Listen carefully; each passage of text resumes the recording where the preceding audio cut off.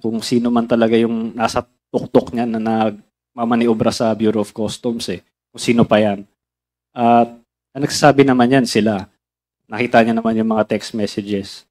So wala rin naman akong dahilan para siraan tong mga taong ito, sila Paulo Duterte, Manscarpio. Hindi, naniniwala naman ako sa iyo. Kasi ako naniniwala ako sa iyo na ang gusto mo lang, punto de vista mo is mapaganda yung negosyo mo. And I believe you on that. Ganito lang, gusto ko lang tanungin, may na-mention ka na Chinese name na from the place of origin nung itong shipment na to. Ano yung consignee kasi hindi siya accredited dito? Yun po yung Hongfei. Yun po yung Hongfei export import, ako ba? How is this connected with Michael Yang? Because I've mentioned somewhere the name Michael Yang. I'm sorry, I've heard about Michael Yang. Was it you, Jimmy Guban, or ikaw ba, Mark? Siya po yata. Okay, sige. Gusto ko lang maintindihan. So itong itong kumpanya na ito sa China, wala silang accredit. So they need a partner here, local consignee, tama ba? Yeah po. Doon po pumapasok. How many times is this company in China been sending shipments to the Philippines and needed more local consignees? Would you know? Base po doon sa nakita kong investigasyon doon sa Senate, kasi may logbook sila eh. Marami din silang iba pang mga broker consignee na ginagamit. Okay. So, wala na po akong personal knowledge kung ilan. I think, Mr. Chair, this is very important, no? Kasi if what Mark Taguba is telling us is true, itong, pakiulat nga, yung company na yon, yung Chinese company. Hongfei. Now, if this is true, kasi sa kanila galing yung shipment, di ba? Tapos kumuha lang si Mark ng local consignee kasi hindi nga sila accredited sa customs. So they cannot actually do business here in the country. They cannot export. So somebody has to claim ownership over these shipments. If that is true, then I believe we need to go back to how many times has this company been sending shipments? And what are the consignees? Kasi baka naman up to now, hindi natin alam, baka pumapasok pa itong mga ito, di ba? Itong company na ito. So, may I request, Mr. Chair, I believe we have our partner here at the Bureau of Customs. Maybe we can request for that data, no? Para po malaman namin kung paano. Yung shipment na, kasi I'm sure you also have a data with, kung ano yung local consignee, yung shipment, place of origin, yung shipment nitong kumpanya na to, at saka yung mga consignees na nag-claim ng ownership, no, doon sa mga shipment na to. Maybe we can, that can help us probably, Mr. Chair. So, Attorney Buko, can you provide the Yes. committee data on Hongfei, no? Hongfei ba yan? Hongfei, yung Mr. Richard Chen. Yes po, Your Honor. So, yung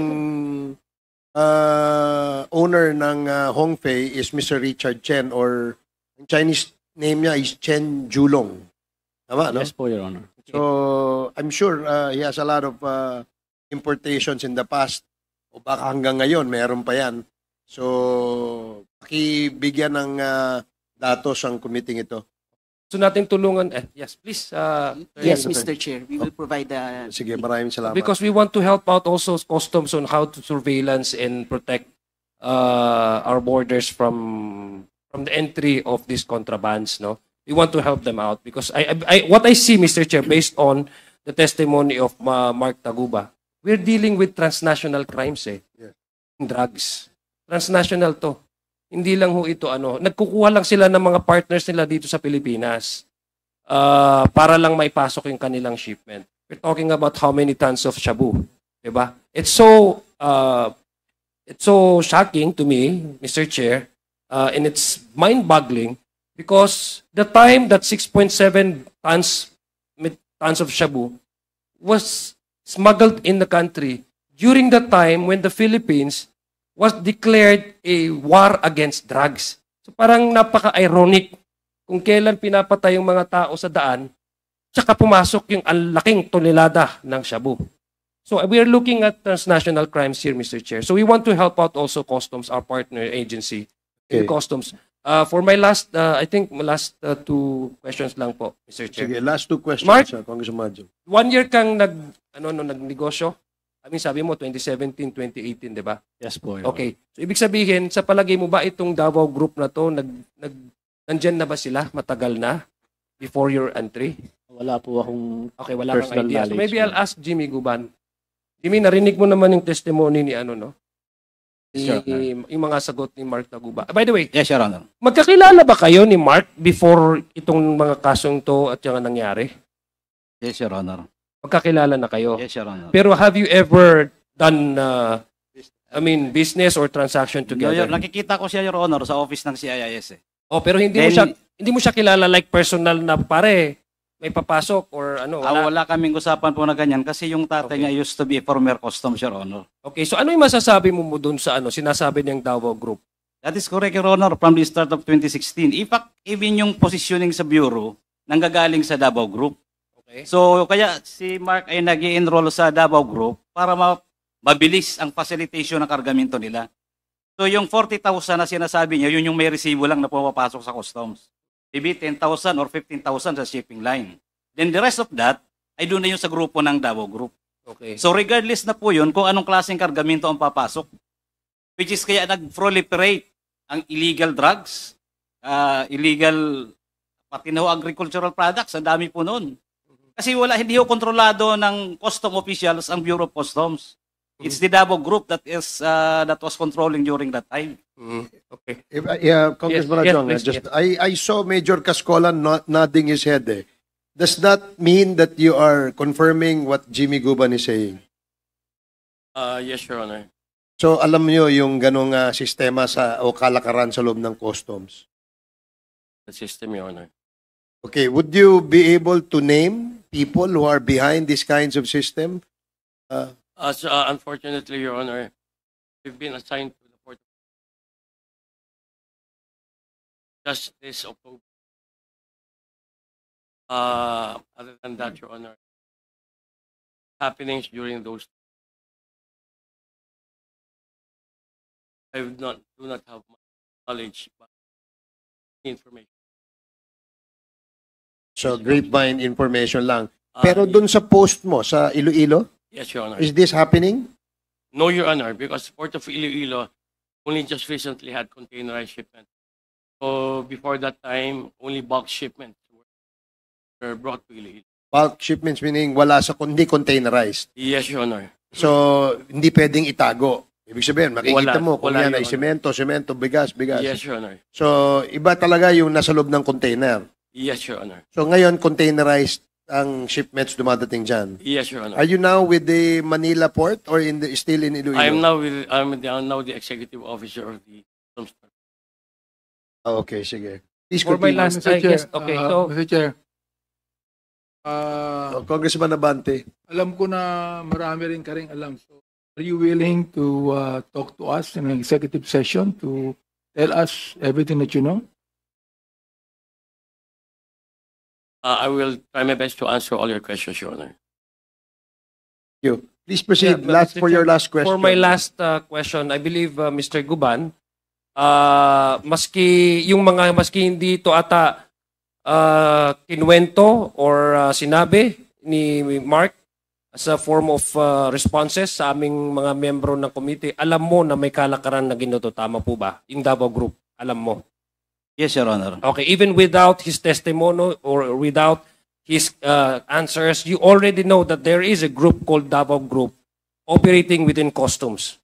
Yes, Your Honor. Okay, sige. So, Mr. Chair, for my last, maybe Mark Taguba, do you still stand your position that you have no idea whatsoever na itong shipment na inarrange niyo ni Mr. Kenneth Ong na galing kay Hong something yung tapos kumuha ka na ng local consignee ay may lamang droga. Do you still stand with that? Wala po kaming alam. Wala kang kaalam-alam. Okay. Wala po talaga.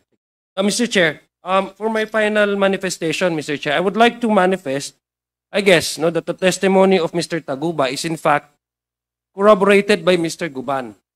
Kasi alam niya maski hindi niya na in fact, before we invited Mark Taguba, Jimmy Guban already relayed to us portion of that kind of arrangement and what you call this, yung ganong klaseng pagpapalakad. And then he also mentioned about certain names which appears to be names mentioned by Mr. Taguba. And yet they don't know each other. They know maybe sometimes nakikita sila but they are not type of persons na friends or nagkaroon ng negosyo. So Mr. Speaker, the fact that they not that close and they haven't done any business together, no, as a tracker who's doing business in customs, as a former head of the intelligence division in the customs, makes, Mr. Chair, to my knowledge, no, at my understanding, it makes their testimony more believable.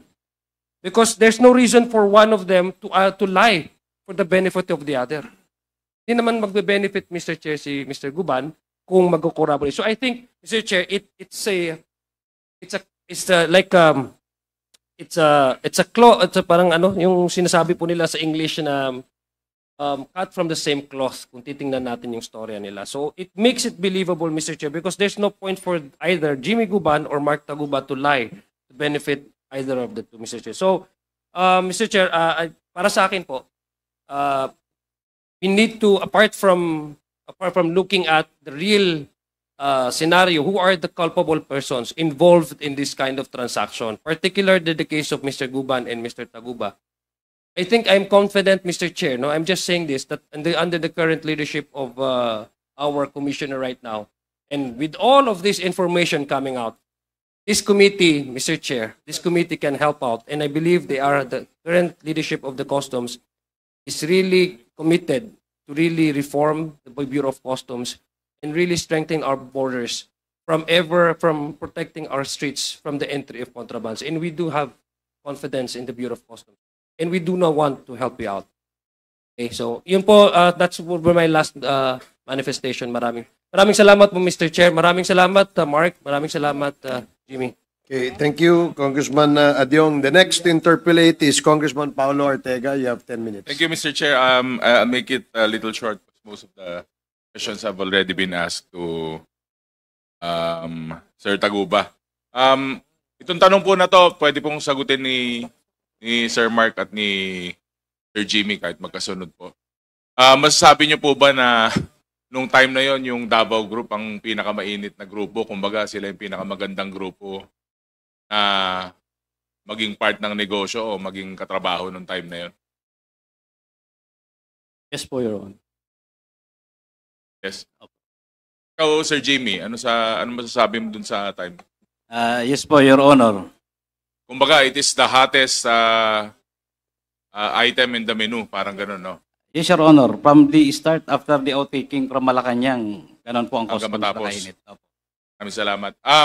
Balikan ko lang, no, Mark, kasi na-mention mo na kanina from the questions posted by our honorable colleagues, our members. Itong Davao Group na to na kasama po si Tita Nani, Jojo Bacod, Congressman Pulong Duterte, and different actors, masasabi mo ito yung composition ng Davao Group, Mark? Yes po, Your Honor. Sino masasabi mo na head o leader ng Davao Group na to? Well, tingin ko po si Paulo Duterte po. Yan po ba ay common knowledge po sa inyong pinagtatrabahuan dati? Po yun. Normal na napag-uusapan, parang it's passed around, hindi po walang alanganin, wala pong sasabi na hindi kayo sigurado? Yes po, Your Honor.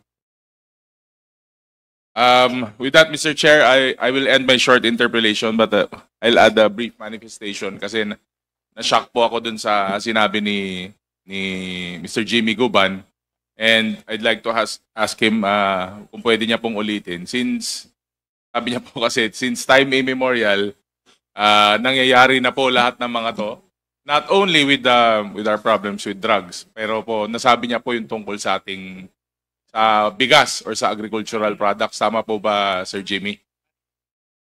Yes po, Your Honor. O, Mr. Chair, siguro yung knowledge po na nalalaman ni Sir Jimmy tungkol po dito, not only with drugs, but not only with what we're tackling now, pati po dun sa bigas, will be a vital source of information po, lalo po sa ating Quintacom, Mr. Chair. So I would like to manifest na we should consider na adding as a resource person sa Quintacom si Mr. Jimmy Guban. Again, thank you, Mr. Chair, for the time. Thank you, Congressman Ortega, for that short Mr. Chair. interpellation. Yes, Congressman Abante. If I can just advise Mark Taguba, no? You want to be a legitimate businessman, correct? Po, Your Honor. Huwag ka na mag-ano ng mga illegal pang kontrabando. Para hindi mo na kontakin pa yung Davao Group, di ba? Yes po, Your Honor. Inisip mo yung sarili mo. Yun ang unang-unang dapat mong gawin. Yes po, Your Honor. At then, I would like to ask Mr. Chair if we can ask Mr. Taguba to submit to us his personal ledger. Doon nakalista yung mga pinagbigyan mo ng pera at kung sino-sino. Yes po, Your Honor. Meron ka bang notebook o listahan? Hanapin ko pa po yun. Matagal na po kasi. Kung taon na nakakalipas. Sige. Para pagka ito yung nakita mo, submit mo dito sa committee. Yes po, Your Honor. Okay, so before the next interpellator, Mr. Chair. if I may, I'll just ask a few questions kay Jimmy Guban. Jimmy, yung bang Henry Tan na nabanggit mo kanina, siya sa kagaya ni Mark Taguba na player sa customs. When I say player sa customs, siya ang nagpa-facilitate ng mga importation. Financier, Your Honor. Financier. Binibigay. Katulad po yun kay Mark. Si Mark, merong Chinese na kausap, binibigay sa kanya. Si Mr. Henry Tan, isa rin ganun. So, halimbawa, kagaya nung nabanggit kanina ni Mark, yung bang si Hong Fei ay kakilala mo? Hindi po, Your Honor. So, paano siya naging kliyente mo? Si Kenneth Dong po kasi ang kliyente ko eh. So, Sige. So, bali, ang middleman ay si Kenneth Dong. And then, etong si Henry Tan ay ganun din ang kanyang partisipasyon. Opo, Your Honor. Parang sila yung naghahanap na mag-i-import dahil meron silang kakilala sa loob ng customs para maipalabas yung mga importation na ito. Yes, Your Honor. Marami silang consignees, the same with Mark. Okay. Merong 3, 5. Din yung mga shipper from the port of origin, sila ang nagmamanage nun. So, in fact, kung i-share ko kay Mark, yung shipper dapat nun ay makuha nila para pag galing doon sa port of loading, port of origin, malalaman kung sino yung mga incorporator din nun. Okay. Then malalaman po natin kung sino ang nag-load. Pero posible rin, no? Posible rin na yung mga incorporator fictitious. Hindi totoo. Yes, Your Honor. Ganun po ang ginagawa. Most common po ang Chinese businessman. Kaya ayaw nila dito magkaroon ng sariling consignee. Kasi karamihan doon may violation eh. Dahil karamihan po noon, in-French product po pagkagaling China. In fact, karamihan po ng importation ay bawal. I think, if I'm not mistaken, nang umatin ako ng seminar, around the world, that is 80%. Pagkagaling sa China, ay dapat niya nasa red lahat. To include agricultural products. So, dapat, is that a customs policy? Yan ba ay policy, Attorney Buko? Na lahat ng importation na galing ng China ay dapat nasa red lane? Not necessarily, Your Honor. So, ano yung mga maaring hindi mapasok sa red lane na galing China na importation? Not certain, Your Honor. So, how would you now classify any importation coming from China na maipasok sa red lane? So, si Attorney Buko muna, anong, diba kasi merong classification, diba? So, normally, kapag ang importation, ang goods ay galing ng China, ay red lane kaagad yan. Tama? Ngayon, unless accredited at merong magandang track record yung nag-i-import, yun lang siguro ang pwede maging green lane. Tama? Green or yellow, Your Honor. Green or yellow, no? Pag yellow, may inspection. Pag green, walang inspection. Tama? So, tama ba yun, Jimmy? Your Honor, medyo okay po, tama po yun. Yung intelligence group po ng Bureau of Customs, under po niya yung Risk Management Office. Where yung selectivity ay under din po noon, yun yung 5. May super green lane pa nga po eh. Din green, din yellow, din red. 5 po Super yun. green lane? Yes, Your Honor. Is that part of the classification under the policy of the Bureau of Customs? Yes, Your Honor. There is such a super green lane for... Super green, yellow, and then red. Okay, sige. Thank you. Tapos, Yes, Your Honor. Ang nagka-classify po niyan under the Risk Management Office.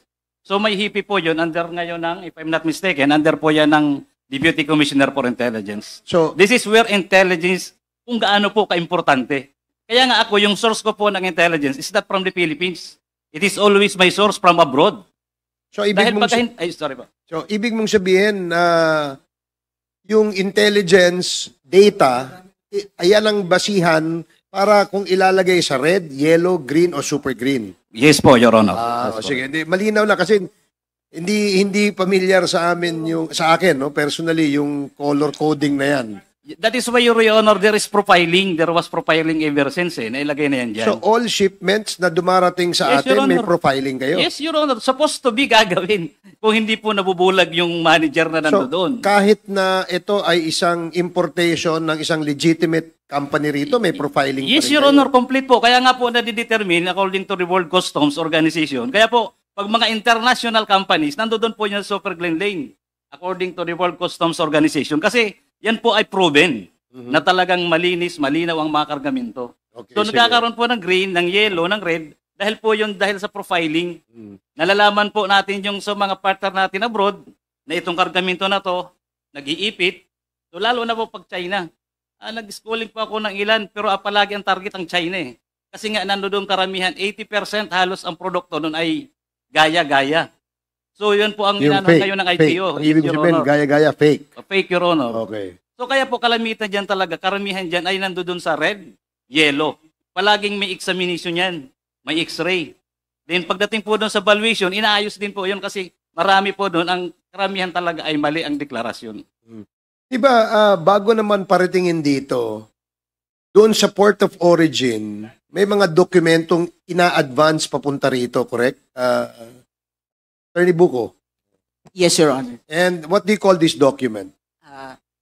Your Honor, those are the shipping documents such as the inward foreign manifest, the bill of lading, the Okay. invoice. And in that bill of lading and forward manifest, nandyan naka-identify kung ano yung mga yan. Yes, Your Honor. The importer, the description of the goods, the quantity, the weight, etc. Even the value of the goods. Yes, Your Honor. Okay. Now kay Mark Taguba. Mark, yung pinacilitate mo yung container na yan na naglalaman ng magnetic lifter, tama? Magnetic lifter. Ano ba yung nasa laman ng container na pinacilitate mo? Cylinder po. Yung cylinders, no, na naglalaman ng shabu. Wala. Anong declaration? Anong nasa bill of lading? Ayun nga po, ang nakalagay lang po doon, hindi ako nagkakamali. Footwear, cutting board. Wala pong nakalagay So, na metal ikaw cylinder. bilang tracker and customs facilitator, hindi mo na sinisiguro. Pagka nakalagay dun sa dokumento, ito ay footwear, general merchandise, okay na sa iyo yun. Opo. So, hindi mo alam na kung ang totoo palang laman nun, maaring baril, maaring drugs. Pwede ko pong idagdag sana. Hmm. Kaya rin naman isa sa mga nanigurado din ako na walang laman na kung ano pa man yun. Kasi po ay may ACTA po yun eh. ASEAN-China Free Trade Agreement. So yun po ay may... ACTA. Is that a certification? Opo, galing Okay. China. So yan po, pinatunayan po sa korte ng examiner na totoo po yun. So, yung ibig sabihin, kung titingnan natin mabuti, dahil may AFTA certification yan, sa mata ng China, ang kanilang pinarating dito ay illegal. Yes po. Kasi po, So, may kasapakat sila doon. Meron silang kasabwat doon. yun, wala po akong personal knowledge doon. Pero, Kasi hindi naman maaaring ilagay nila sa bill of lading na may shabu dyan. tama po kayo. At hindi naman nila isi-certify. Pero tama po kayo doon. Pero sa side po namin, dahil tinatakan po yun ng Quarantine Bureau, pag Quarantine Bureau po, physical inspection po yan. So sa aming side, walang problema. Okay lang yung, yun lang naman yung ano namin So, yung basihan namin. nung nakita mong may certification ng AFTA, Yun ang nagtiwala ka na walang droga yan. Yun po kasi yung pinaka-protection din namin na Okay. para hindi masangkot sa mga ganyan. So, ibig sabihin, may kasabwat sila ron. Maaari po. Diba? Kasi hindi naman magse-certify yung China na ito ay AFTA kung talagang in-inspection nila ang laman ng kinaga sa loob ng container. Tunay kaya yung AFTA? So, malaking question din yan. Pag-usapan din natin yan sa susunod. But I just wanted to validate yung naririnig namin na info na paano naman kayo na mga kagaya mo, customs facilitator, nagnenegosyo sa loob ng customs, anong protection nyo? Kaya nga, gaya ng sinabi mo, yung AFTA certification, yun ang nagpapatunay na walang kontrabando. Supposed to be. Yes po, Your Honor. Bukod pa doon, yung mga dokumento na bill of lading, mga SAT, lahat po yan meron pong nakalagay na certified true and correct. So, ibig sabihin, hindi lang ikaw ang maaring naloko nitong mga importer na ito. Yes po, Your Honor. On top of your head, sino sa tingin mo ang mga maaring nagpasok ng mga kontrabando? Yung sa tingin mo lang, na mga nandyan sa ganyang klaseng negosyo. Alam Not po, necessarily drugs, ha? Maaring nagpapalusot ng ibang goods. Ganun. alam niyo po, Your Honor, wala po tayong kasiguruduhan na kasi po yung drugs kahit saan naman pwede ilagay. Kahit dito sa microphone na to pwede na lang ilagay. So, para sa akin, mas importante yung protection ng mga nagpapacilitate. Kasi nakabase lang sila doon sa dokumento eh. Yan. So, lahat ba ng itong mga gamit na to sisirain para malaman kung may drugs? Unfair naman. Para sa akin, kung talagang seryoso para sa illegal na droga, Pero sa yung practice, hindi ka ba nagtaka na nung nagbigay ka ng 5 million, bumilis na yung, ganun ba talaga kalakaran? Kailangan meron kang enrollment para hindi na ma-red lane yung iyong mga pinapacilitate na mga kargamento? sabi po ni Jimmy, ano pa yan noon pa. Pero sa akin po kasi, yung sa aking experience, nung una pa lang ako, nagsisimula pa lang naman ako, konti pa lang yung container ko eh. So, Konti ba yung 100 sa Hindi. isang linggo? Yung ano na po yun, nung naka-enroll na po ako, unti-unti po siyang tumaas. Pero titignan nyo po, mga 14, Teka, tanong ko lang, bago ko makalimutan. Nung naka-enroll ka na, kamo tumaas. yes po yun. Bakit tumaas? Bakit tumaas? May nagtiwala sa'yo ng importer. Yes po, kasi tracker ako yun lamang ko rin eh. So, And kilala mo lahat niya mga importer na yan. opo, nagbibigay ako ng, pagka nagdi-discarga dun sa mga warehouse, bibigay ako ng ng calling card ko. Sa nakalagay din yung all-in. So, Anong all-in? Ano ibig sabihin ng all-in? yun po yung 170,000. Ibig sabihin, pag may calling card ka na may nakalagay all-in, ibig sabihin enrolled ka. Yung sa mga kliyente ko, pag nakita nila yon, mura lang yung Hindi, parating mo. kasi nga, kamo, simula nung na-enroll ka, dumami yung Opo. iyong kliyente. Opo. Sino nagbigay sa'yo ng mga kliyente? Ako po nagano ng mga kliyente ko, Your Honor. Ako po naghanap. Ikaw naghanap. Opo, kasi Walang nandun- nagbigay sa'yo. Opo, ako kasi nandoon sa larangan